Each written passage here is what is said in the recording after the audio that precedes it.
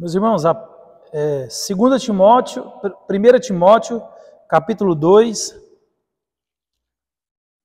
verso 5. Esse é o texto da nossa pergunta 20 do Catecismo. 1 Timóteo, capítulo 2, verso 5.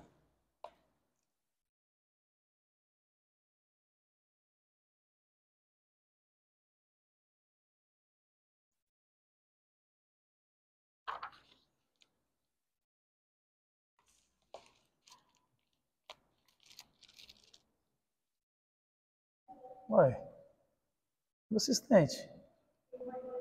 O meu assistente, ele... Vou ensinar o parábola do semeador para o meu assistente. Na hora de você jogar a palavra, ele... Meus irmãos, pergunta 20 do Catecismo. A pergunta... Alguém lembra da pergunta da semana passada?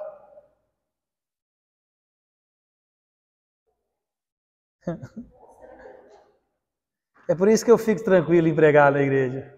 Você pode vir cá e repetir o sermão o ano inteiro. Mas isso não é pecado não, gente. Nós somos assim.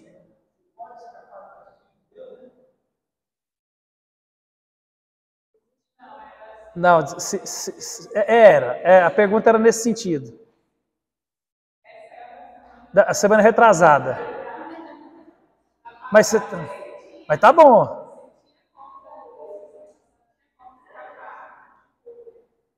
Não, a da semana retrasada era que Deus, ele é justo, né? E Deus vai punir o pecado, ponto. Né? Da semana passada já que Deus vai punir, o pecado tem alguma possibilidade de sair desse castigo? Que é mais ou menos o que o Jessé falou. E hoje, encerrando a primeira parte do catecismo, a pergunta é: quem é o Redentor? Quem sabe a resposta? O meu assistente. Não, pode falar, meu assistente. Ele está sem o livro, eu olhei aqui. Ó. Muito bom. A pergunta parece que é tão simples, e na verdade, né? A pergunta é simples. Mas nós temos que entender, meus irmãos, que esse tipo de pergunta, a simplicidade é justamente para a gente refletir. Porque às vezes a gente quer fazer reflexão do mais profundo da teologia e esquece que o verdadeiro evangelho está na simplicidade. Né? Então nós temos visto isso aqui, e a finalidade dos catecismos é que a gente se familiarize com essa teologia, com esse conhecimento de Deus de maneira simples, de maneira prática, né, dos nossos dias. E a pergunta é: quem é o Redentor? Aí ele vai responder, o nosso Redentor, né? Quem é esse Redentor? O único Redentor é o Senhor Jesus Cristo, eterno Filho de Deus, em quem o próprio Deus tornou-se homem e suportou a penalidade do pecado. Então, assim, se a gente for observar, a gente vê que há uma sequência lógica nas perguntas, né? Então, há pecado entrou, todo mundo é pecador, né? Deus santo, Deus justo, ele não deixa ninguém impune. Então, já que todo mundo vai ser punido, né, entre aspas, todo mundo entre aspas, será punido, tem como se livrar dessa punição, né? Então, já que todo mundo vai ser punido, tem uma saída para essa punição? Se tem uma saída para essa punição, quem que é a saída para a punição?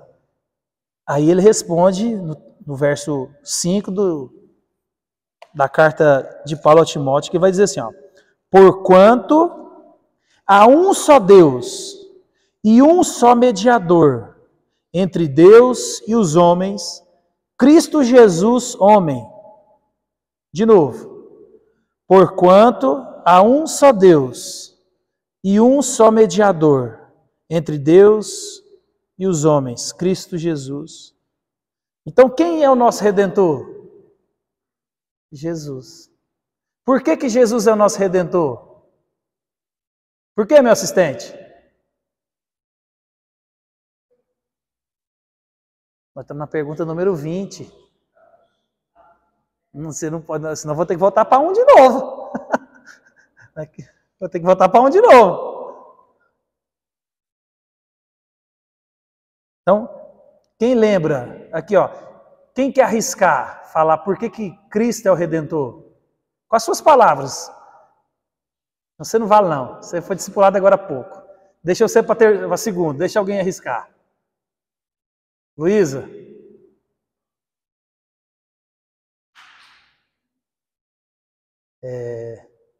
Tem que fazer mais discipulado. Aí, ó.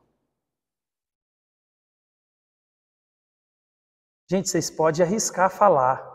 Não existe o que é errado, não. Tá? O catecismo é justamente para a gente perceber a simplicidade e você pode elaborar uma pergunta, uma resposta com o seu entendimento, contanto que você tenha entendido. É só essa a finalidade. Você não precisa de procurar respostas mirabolantes, não, porque o evangelho é simples. Né? Você viu? Quem presta atenção no que o Danilo falou e quer emendar? Né? Ninguém. Você vai falar, Luísa? Eita, nós.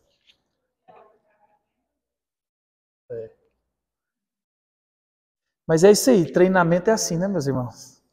Meus irmãos, por que Jesus é o nosso Redentor? Nosso único Redentor? Quem que pagou a conta? Foi Ele. Quem poderia pagar a conta? Somente Ele. Então, o texto aqui, ele está apontando aqui que existe só um Deus.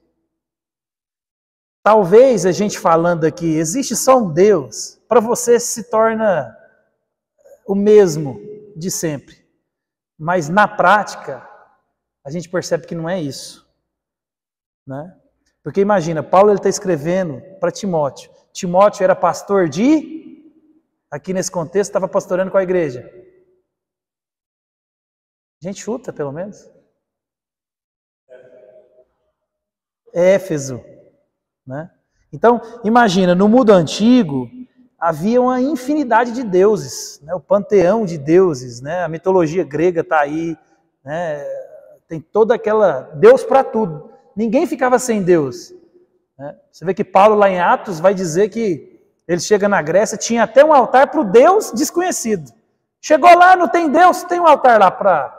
Sempre tem. Então, havia isso no imaginário popular do mundo antigo. Então, Paulo, ele faz dessa unicidade de Deus o fundamento da o quê? Da universalidade do Evangelho. Existe um e somente um único Deus. Mas a oferta do Evangelho ela é universal. Ela é para todos. Né? Então, no mundo antigo existia essa concepção, né? O mundo pagão, ele era repleto de deuses. Então, imagina no contexto de Éfeso, por exemplo. Né? Lá tinha o templo da deusa Diana. Se você olhar para Atos, por exemplo, Paulo ele teve que ir embora fugido, porque quando ele começa a pregar o evangelho em Éfeso, ele transforma a cidade. Muita gente convertendo, e Paulo ele quebra o comércio religioso. Imagina o sindicato dos vendedores de imagem reúne e fala, ó, ou a gente mata eles, ou ele vai quebrar a gente, vamos dizer assim. Ou a gente mata ele, ou a gente morre. Então, tamanho impacto, né, do evangelho em Éfeso. E olha a quantidade de deuses, a ponto do sindicato dos vendedores de imagem. Reunir e falar, olha, então, gente, eram muitos deuses. Eram muitos deuses. E por mais que a gente ache que não, na teoria, talvez não. Mas na prática, hoje, ainda a gente cultua esse mundo velho de deuses.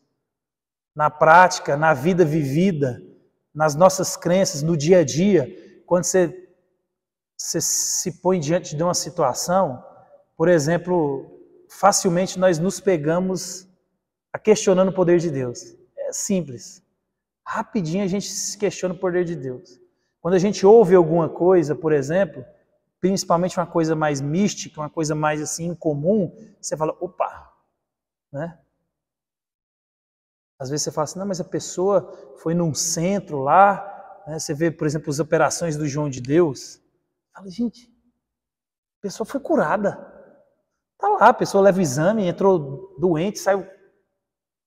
Às vezes você fala, será que só tem um Deus? Será que...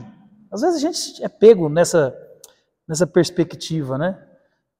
E a nossa mente, meus irmãos, ela é uma mente contaminada. Uma coisa que você nunca deve esquecer na sua vida, nunca, é que as coisas que você assiste, as coisas que você lê, as pessoas que você convive, o ambiente, ele é extremamente influenciador da sua vida. Então, o que você lê é extremamente perigoso. O tipo de coisa que você escuta é extremamente perigoso. Porque às vezes a gente não tem maturidade para lidar com aquele tipo de situação naquele tipo de momento. Então, há uma influência nesse mundo que a gente vive hoje, esse mundo plural, esse mundo onde cada um tem a sua verdade, cada um tem a sua opinião, e todo mundo vai falar assim para você, não, concordo com você, você está certo, mas eu também estou certo. Não, mas Jesus é o único Deus. Você está certo. Mas, então, a gente foi contaminado com isso. Os filmes de Hollywood, né? As imagens que foram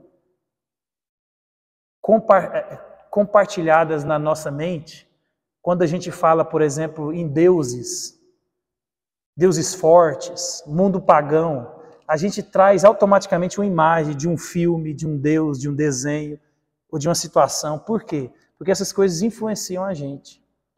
E isso tem feito isso nos nossos dias, né? A nossa mente ela é contaminada por esses heróis hollywoodianos. E aí, às vezes, a gente pensa que será que há vários deuses? Talvez você até crê nessa diversidade de deuses, né? Porque a gente cresceu num mundo muito influenciado no contexto brasileiro, principalmente do catolicismo romano, onde tem santo para tudo, tem Deus para tudo, né? Então, a gente aprendeu que para cada necessidade, para cada situação, tem um Deus, tem uma reza, tem uma simpatia, tem uma mandinga. Aí você talvez, não, isso aí na prática não. Na prática a gente não. Eu gosto de dar o exemplo mais clássico que tem, porque isso acontece muito dentro da igreja. Sexta-feira da Paixão. Sexta-feira da Paixão, o que eu conheço de crente que não come carne na Sexta-feira da Paixão e come um peixe. Aí você tem que olhar por quê. É pecado? Não. Mas a gente tem que investigar a motivação. Por que você não come o peixe? Ou come o peixe? Né? Eu conheci crente que não comia o pé da galinha, porque cisca para trás. Então você fala assim, não, isso acontecia antigamente, no imaginário popular isso não existia. A gente estava lá em Sorriso, no futebol do Davi, eu achei interessantíssimo. E o menino da idade do Bruno, a gente estava lá de tarde e o gaiato subiu numa árvore. E ele subiu de chinelo. E estava todo mundo assim bem perto dele, mas ele subiu na árvore e adivinha o que aconteceu? A chinela caiu. E adivinha o que aconteceu? A chinela caiu virada. E ele estava alto, ele estava mais ou menos da altura da janela ali. E ele, Ti, desvira para mim. Quando eu fui na chinela, aí eu parei, eu lembrei. Falei, por que você quer que eu desvire? Aí ele, ficou sem jeito de me falar. Não é que... Eu falei, é que essa mãe vai morrer, né? Aí ele ficou assim, meio que desesperado. Ele, Eu falei, sua mãe vai morrer. Que eu não vou desvirar o chinelo, não. Eu falei, sua mãe vai morrer. Eu falei, sua mãe vai morrer que eu não vou virar o chinelo, não. Aí logo veio um amiguinho dele, correu e desvirou o chinelo. E ele acalmou. Né? Então, eu tô falando disso, meus irmãos. Eu estou falando de um menino da idade do Bruno. Deve ter o quê? 10 anos. Então, eu não estou falando de alguém da idade da avó, que vem de uma raiz, né, bem mais católica e bem mais enraizada no que a igreja contou. E não tinha possibilidade de investigar o que era certo, o que era errado, o que era verdade, o que era mentira. Nós estamos falando de uma geração de crianças que tem mais informação do que uma pessoa, por exemplo, há 50 anos atrás, tinha na vida inteira. Você tem noção do que é isso? Você tem noção que um menino igual o Bruno, ele sabe conversar de mais coisas do que um senhor de 80 anos há 50 anos atrás? Porque hoje ele sabe muito. Então, nós estamos hoje no mundo moderno, mas a gente padece da mesma carência, das mesmas dúvidas, né? E aquele menino entrou em desespero, porque ele ficou com medo da mãe dele morrer. E se dependesse de mim, o chinelo ia ficar lá virado. E eu falei para ele, rapaz, você acredita nisso? Aí ele ficou desconcertado assim, mas meus irmãos, isso é uma realidade. Dentro da igreja isso é uma realidade. A pessoa, não, eu creio em Jesus, é só um Deus. Só que na vida vivida, a gente vai deixando pista e o nosso coração fica aberto. Então, por exemplo, chegou na sexta-feira da paixão, você quer comer um peixe? Tem problema? Não, nenhum. Mas o problema é quando você come o peixe pensando que se você não comer o peixe ou comer a carne vermelha, aí você vai ofender a Deus. Isso acontece demais. Acontece muito. Vocês conhecem gente assim. Talvez aqui alguém é assim, né? E eu já vi desculpa de crente, falei, não, é costume. Tá, mas aqueles que estão em Cristo são nova criatura. Quem está em Cristo é novos costumes. Então a gente tem que prestar muita atenção nessas coisas. Então, uma pergunta tão simples, quem que é o nosso Redentor? O Redentor é Jesus. Mas será que Ele é nosso Redentor mesmo? Será que na minha vida Ele é o Redentor?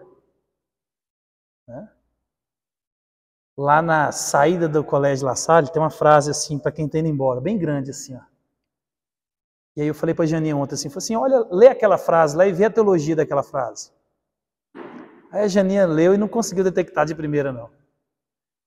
Jesus vivo nos nossos corações. Viva Jesus em nossos corações. Para sempre. Aí eu falei para a Janinha assim, falei assim, olha a teologia daquela frase, tá boa? Aí, viva Jesus em nossos corações, está certo. Aí eu falei, Janinha, olha a conotação da frase. Viva Jesus aonde? Jesus está nos nossos corações?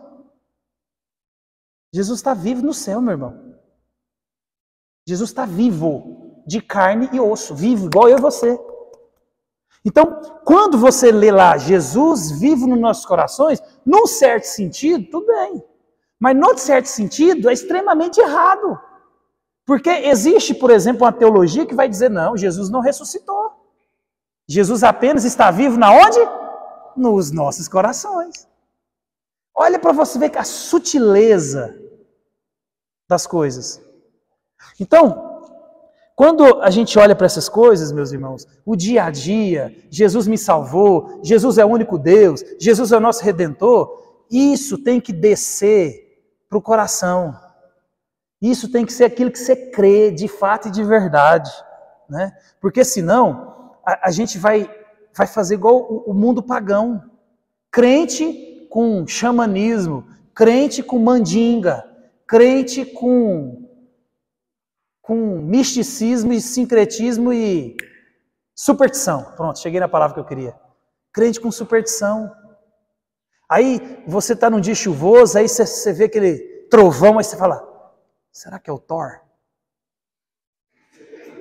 Eu falei, ó, será que existe o Thor?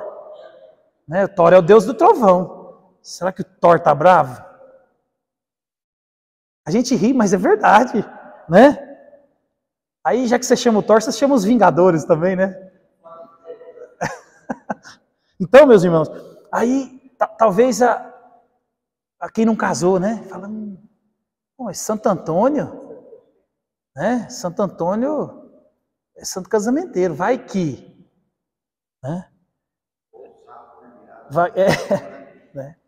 Aí a gente tem uma tendência de atribuir santidade, divindade para essas coisas, porque a gente ouviu isso a vida inteira, não? São Francisco, né? São Francisco, o exemplo do santo, protetor dos animais. Né? Aí você pega São Judas Tadeu, né? É o santo das causas impossíveis. E aí tem santo, meu irmão, de tudo quanto é jeito. Então, a gente vive nesses extremos. Ou você acredita nessas coisas, né? Aí você fala assim, não, mas eu não sou bobo nesse tanto, não. Mas você acredita em signo. Você acredita em signo. Hoje sua cor é amarela. O dia está bom para os negócios. Não está bom para a época de relacionamentos amorosos. E tem isso. Se você vê o rádio aqui de manhã, tem essas coisas, né? Depois eu tenho que contar para vocês do rádio, do pessoal da cadeia. Teve uma que fez essa semana sensacional. O rádio da cadeia foi sensacional. Depois eu conto, depois que ele vai cortar o vídeo aqui. Aí, a gente cai, meus irmãos, nesses opostos. Ou você acredita em quase tudo, ou então você vira um cético que você não acredita em nada. Você acredita que tudo é você, quem faz é você, parte tudo é de você, e se existe salvação, você tem que correr atrás dela. Então hoje a gente está nesses polos, a gente faz essas coisas o tempo inteiro. Então, às vezes a gente fala e acredita que, não, aqui é eu por mim mesmo. Às vezes a gente solta até o jargão, é Deus por todos e cada um por si. Né? Então, às vezes a gente acredita nisso. Por quê? Quando a gente passa para a esfera prática, né? Quando a gente passa para a esfera prática, meus irmãos, isso é muito perigoso. Eu vou contar uma história. Ixi, rapidinho. A pessoa virou para um pastor e falou assim, eu estou orando, eu creio em Jesus. Aí o pastor falou para ela assim, ó, mas você tá orando mesmo? Para Jesus? Tô. Então, você tem que ficar sabendo uma coisa interessante aqui. Ó. Se você está orando para Jesus da Bíblia, Ele não está respondendo nem ouvindo a sua oração. Porque fé em Jesus, ela é prática. Se você crê em Jesus, você tem que fazer o que Ele manda você fazer. Né? E essa pessoa vive sem ser casado, como se fosse casado. Eu falei, quando você fala para mim que você está orando e sentindo, eu quero dizer para você que talvez a probabilidade de você não estar sentindo nada e você não estar sendo escutado por Deus é grande. Porque a Bíblia diz que Deus não se relaciona com quem está em pecado. E não é só no sentido de pecado, você escorregou no tomate. Não, na prática do pecado, assim, abertamente. Eu falei, então, você tem que ficar sabendo que, no seu caso, não adianta você fazer oração. Não adianta você fazer qualquer coisa. Aí a pessoa olhou para o pastor assim. Eu falei, você está entendendo? Você tem que saber disso, porque senão você cria uma ilusão na sua cabeça e o seu coração engana a sua culpa e você se sente confortável no seu pecado, achando que pelo simples fato de você estar orando e não mudando as suas atitudes, sabendo que Deus não se agrada, está tudo bem e não está. Então, falar que ama Jesus, que vive para Jesus, que crê em Jesus, não é da boca para fora. Jesus, ele não impressiona com esse tipo de coisa. A gente fica impressionado. Cristo não, meus irmãos. Então, nós temos que tomar muito cuidado com isso. Se Cristo é o nosso Redentor, se Cristo é quem nos salvou, Nós temos que viver de acordo com aquele que nos salvou. Por isso que perguntaram para o Russell Shedd, eu posso perder a salvação? Russell Shedd falou assim, depende. Depende de quem te salvou. Se Jesus Cristo te salvou, você não tem como perder a salvação. Porque ele vai dizer lá em João 10, né? Ninguém as arrebata da minha mão, ninguém tira. As minhas ovelhas são minhas. Ninguém tira das minhas mãos. Então, é importante você saber quem te salvou, quem é seu redentor, porque a sua vida facilita. Porque às vezes você está tentando comprar a salvação, viver a salvação, e a dinâmica não é essa. Eu não vivo para ser salvo. Não obedeço para ser salvo. Eu não amo para ser amado. Eu respondo o evangelho por amor. Não é um peso. É igual uma criança, um jovem que lava a garagem para a mãe. Não é uma obrigação, você está ajudando sua mãe. Você faz aquilo com prazer, embora seja horrível para quem não gosta da limpeza, da faxina. Né? Talvez né, não ficou muito bom o exemplo, né, Ana Júlia? Mas ela entendeu, que ela fez uma cara assim, ó. Então, meus irmãos, viver para o Senhor é diferente. Cristo é o nosso Redentor. Cristo morreu, Ele é o único Deus. Porque Ele pagou o pecado que você cometeu, que eu cometi. Ele viveu para que você e eu pudéssemos viver. Ele veio aqui única e exclusivamente para morrer a nossa morte. Ele é o nosso Redentor porque Ele era o único que tinha condição de pagar a conta que nós mesmos abrimos diante de Deus. A gente foi lá, comprou sem condição de pagar, uma dívida impagável. E o próprio Jesus, Ele vem, desce na terra, Ele é o nosso Redentor. É interessante que com relação ao próprio Deus ter pisado na terra, o próprio Deus ter encarnado, no catecismo aí, quem comenta é o João Crisóstomo, um homem muito antigo dos pais da igreja, ele vai dizer assim, ó, como os homens acreditam que os olhos são mais confiáveis do que os ouvidos, duvidam daquilo que não conseguem ver. Assim, ele decidiu mostrar-se em presença corporal para afastar qualquer dúvida. Então, a gente falou isso sobre os mandamentos, né? Deus lá atrás proibiu fazer imagem de Deus. Por quê? Porque Deus não quer que ninguém associe a imagem dele com nada. Porque lá na frente, quem que é o próprio Deus? Jesus. Ele é a imagem do Deus invisível. No plano de Deus, ele já iria encarnar. Ele iria se revelar como imagem. Então, meus irmãos, a gente tem que entender essa dinâmica. Perguntas simples, mas com a profundidade que deve mexer na nossa crença, ajustar a nossa crença. A gente não pode viver no engano. A gente não pode viver no engano. Eu vi essa semana uma pessoa perguntou para outra assim, ó, por que você não casa? Aí ele falou assim, eu acho engraçado vocês acham que o fato de casar, assinar um papel é prova de amor. Isso é a coisa mais fácil de fazer. Renunciar, cuidar, amar é muito mais difícil.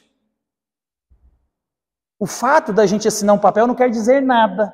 Aí a pessoa falou assim, então por que você não faz o mais fácil e escolhe fazer o mais difícil? Por quê? Porque a pessoa cai no engano e ela quer... É o que a gente tem visto hoje. A gente quer provar que casamento não é casamento, que homem não é homem, mulher não é mulher, o certo não é certo. Então, quando a gente traz Cristo como nosso Redentor, Cristo como nosso Salvador, a Bíblia vai dizer que Ele é o único, só e somente só Ele. E para Ele ser o meu resgatador, para Ele ser o meu Salvador, para Ele ser o meu Redentor, eu tenho que viver como tal. Não é simples assim, viva como queres. Não é. Essa não é a dinâmica. Né? Então, o texto vai dizer que Cristo é a imagem do Deus invisível. Para quê? Para ele apontar quem é o único Deus verdadeiro. Cristo é Deus, somente Ele é Deus. Ele vai dizer assim, ó, eu sou o caminho, eu sou a verdade. Então quem que é o Redentor? Cristo. Não tem outro caminho. A frase célebre, todos os caminhos levam a Deus. Isso é mentira. Todo caminho que eu chego em sua casa? Não chego. Então isso é uma ilusão que as pessoas caem. Entenda que a gente tem que entender quem é Cristo, entender quem é Jesus. Porque se você não entender de que você foi salvo, para que você foi salvo, é por isso que a igreja está patinando até hoje. Porque as pessoas acham que ser crente, né? Eu estava conversando com um pastor amigo meu. Eu falei para ele assim, por que as nossas igrejas não crescem? Isso está geral. Geral. Nossas igrejas não crescem. Nos últimos anos, a gente só tem batizado filho de crente. A gente só tem batizado filho de crente. Pouquíssimos batismos de gente que de fato converteu. Aí eu perguntei, mas aí, qual que é a possibilidade? Aí, no caso da nossa denominação, ele falou assim, uma das possibilidades é porque a nossa teologia mudou. A nossa denominação, nos últimos 12 anos, ela tem mudado. Não é que ela mudou a teologia, mas ela tem alinhado a teologia, coisa que até então na nossa denominação nunca aconteceu. Né? Nós temos 12 anos de teologia reformada no seminário. Então 12 anos é muito tempo. Então a teologia está sendo realinhada. Por causa da nossa teologia, nós, por exemplo, não temos costume de fazer apelo. Vocês percebem isso, né? Então, se disseminou na igreja durante muito tempo que o fato de eu quero aceitar Jesus e vir aqui na frente receber oração, te carimbou como crente. E tem gente que está sentado no banco da igreja há 10 anos, porque no dia tal de fevereiro de 2000 e qualquer coisa, ele levantou a mão e aceitou a Jesus. E ele se conteve com o fato de, não, tranquilo. E a gente esquece que eu não sou 100% contra com isso. Não sou, mas tem que ser muito cuidadoso, porque os pregadores, eles induzem a conversão. Isso acontece. Como se o único Redentor não deixou escrito como que faria, ou como que faz o negócio.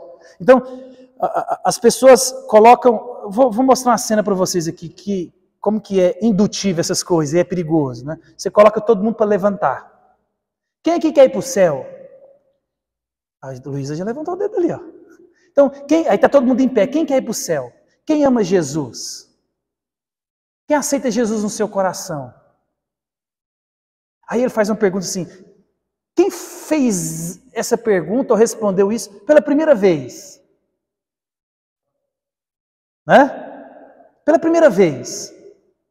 Agora, você que fez isso pela primeira vez, eu vou fazer uma oração e você repete.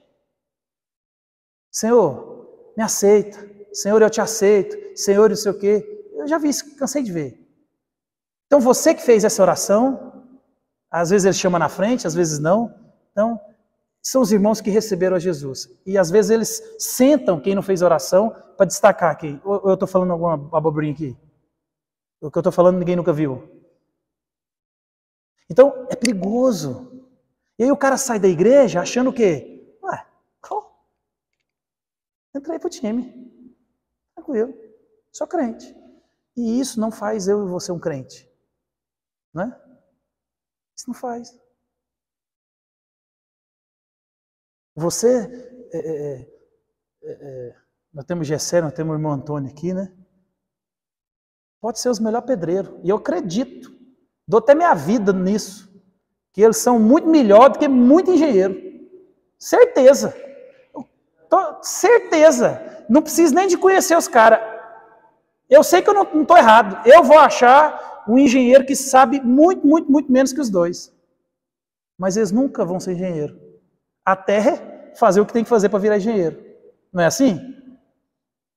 Então, Parece que entende, mas não é.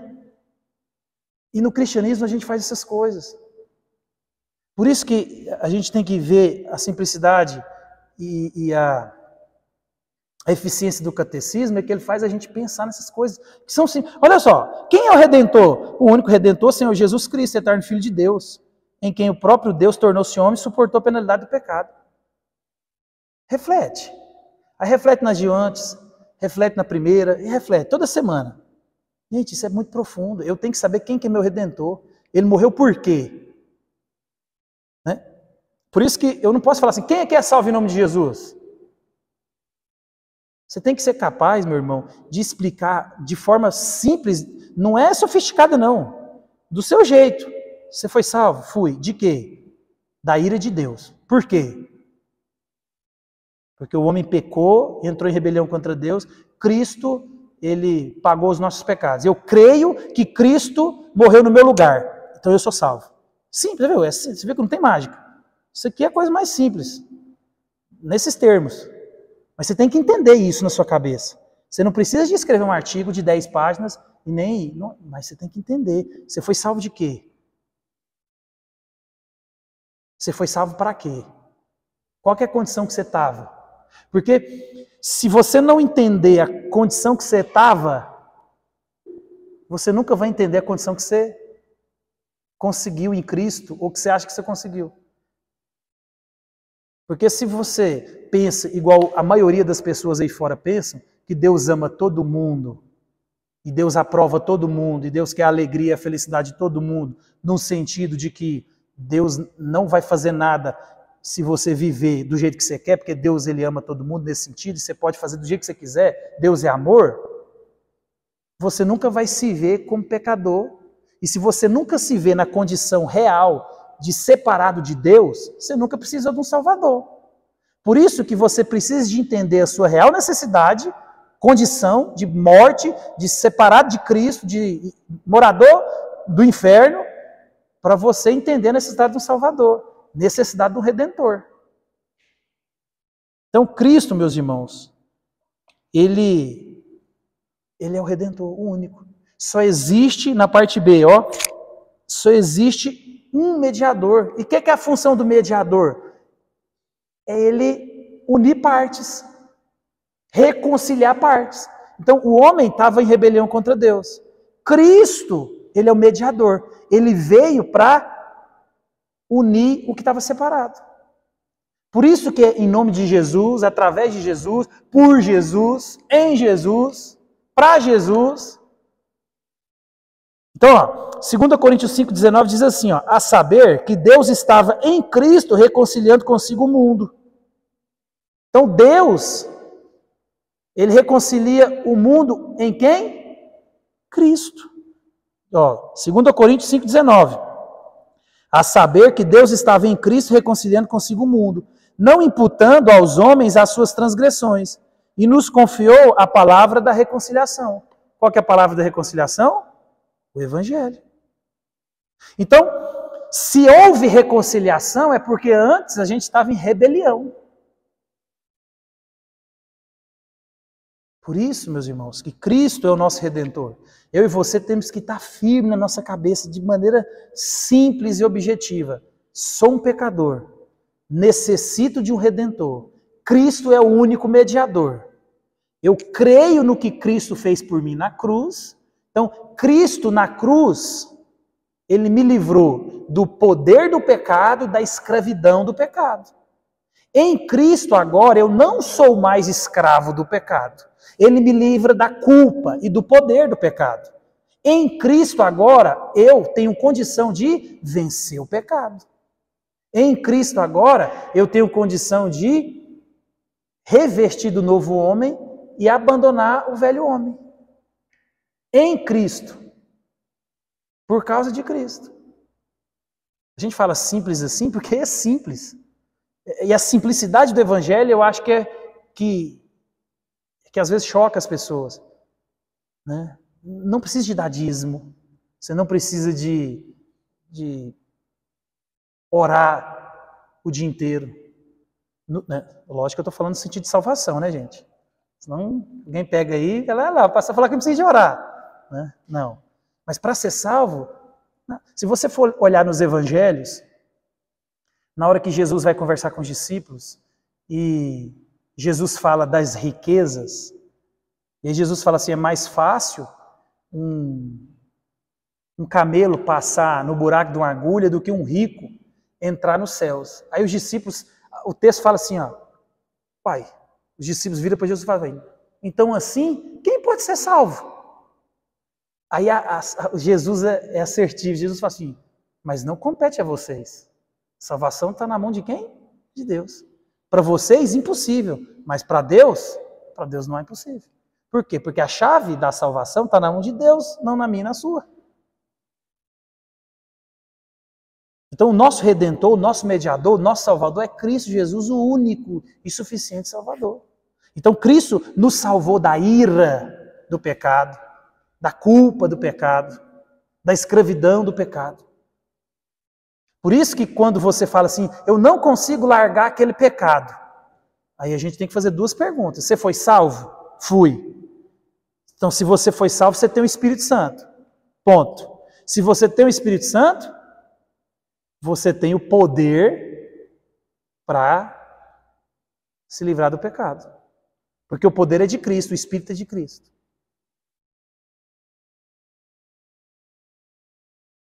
Simples, né? Eu aprendi essa frase, eu não sei se eu copiei, eu não lembro. Eu acho que foi no Sermão do Monte. São coisas fáceis de entender e difíceis de viver. Porque o cristianismo, meus irmãos, é muito simples. Porque ele não tem complicação.